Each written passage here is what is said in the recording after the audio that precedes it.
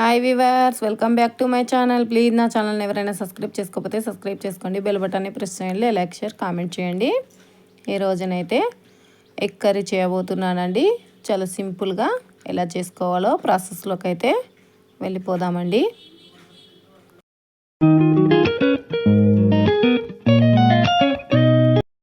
ముందుగా గుడ్లనైతే ఉడికించుకున్నానండి.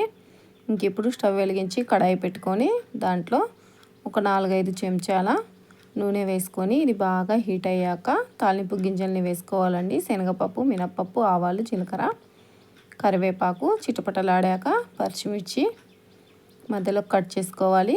ఆనియన్స్ కూడా ఒక పెద్ద కప్పు అండి. ఇది నూనెలో బాగా ఫ్రై అవ్వాలి. ఇది బాగా ఉడికిపోవాలండి, బాగా మగ్గిపోవాలి. ఇది గోల్డెన్ బ్రౌనిష్ కలర్ వచ్చేంత వరకు ఫ్రై చేసుకోవాలి. ఇప్పుడు ఇందులో 1 స్పూన్ అల్లం వెల్లుల్లి పేస్ట్ అండి. అల్లం వెల్లుల్లి పేస్ట్ కూడా పచ్చి వాసన పోయేంత వరకు ఫ్రై చేసుకోవాలి. ఇప్పుడు కలుపుకొని ఒక 2 నిమిషాలు మూత పెట్టేసి వదిలేయండి. మధ్య మధ్యలో కలుపుకుంటూ ఉండండి. ఇప్పుడు గోల్డెన్ బ్రౌనిష్ కలర్ వచ్చేసిందండి. ఇంకా టమాటా అయితే నేను కట్ చేసి పెట్టుకున్నాను. టమాటాలని కూడా ఇందులో వేసేసి ఒక 1/2 టీ స్పూన్ ఉప్పు అయితే వేసుకోవాలండి. ఉప్పు వేయడం వల్ల టమాటా అనేది తొందరగా కుక్ అవుతుంది. ఎప్పుడైనా సరే ఈ చిట్కాని ఫాలో అవ్వండి. టమాటా వేసినప్పుడు ఉప్పు వేస్తే తొందరగా మగ్గిపోతుంది. ఇంక ఇప్పుడైతే కలిపేసుకొని మూత పెట్టేయండి. ఆలోపు మనం గుడ్లని ఒలుచుకుందామండి. ఇంకా గుడ్లను అయితే ఒలుచుకున్నాను నేను.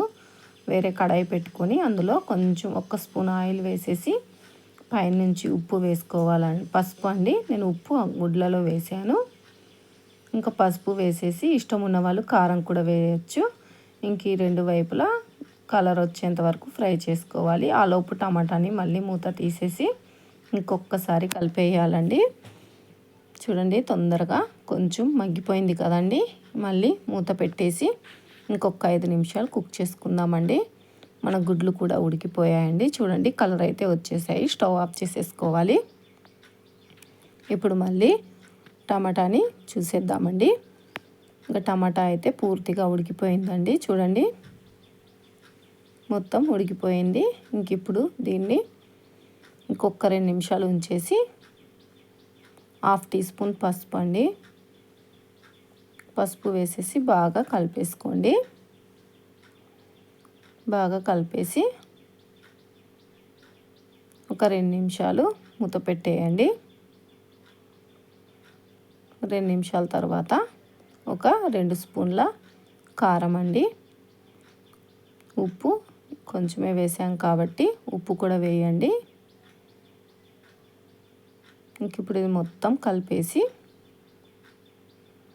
మనం ముందుగా ఉడికించుకున్న గుడ్లను కూడా వేసేసుకోవాలి. ఇంకా నేను ఉప్పు వేసేసాను.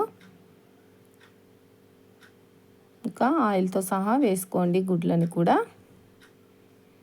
ఇంక దీంట్లో బాగా కర్రీ గుడ్లకి పట్టేలాగా మొత్తం కలిపేసుకోండి. కలిపేసుకొని ఒక 1/2 గ్లాసు వాటర్ వేయండి గ్రేవీ కోసం, అంతేనండి. ఇంక మూత పెట్టేసి బాగా దగ్గర పడేంత వరకు ఉడికించుకోండి. చూడండి, ఇంక ఇప్పుడైతే ఉడికిపోయింది. ఇంకా కొత్తిమీర వేసేసి ఇంకా ప్లేట్లోకి అయితే తీసేసుకోవడమేనండి. ఎంతో టేస్టీగా ఉండే ఎగ్ కర్రీ రెడీ. మీరు కూడా ఇంట్లో ట్రై చేయండి. మీరు కూడా ఈ విధంగానే చేసుకోండి అండి. నచ్చితే లైక్ చేసి కామెంట్ చేయండి.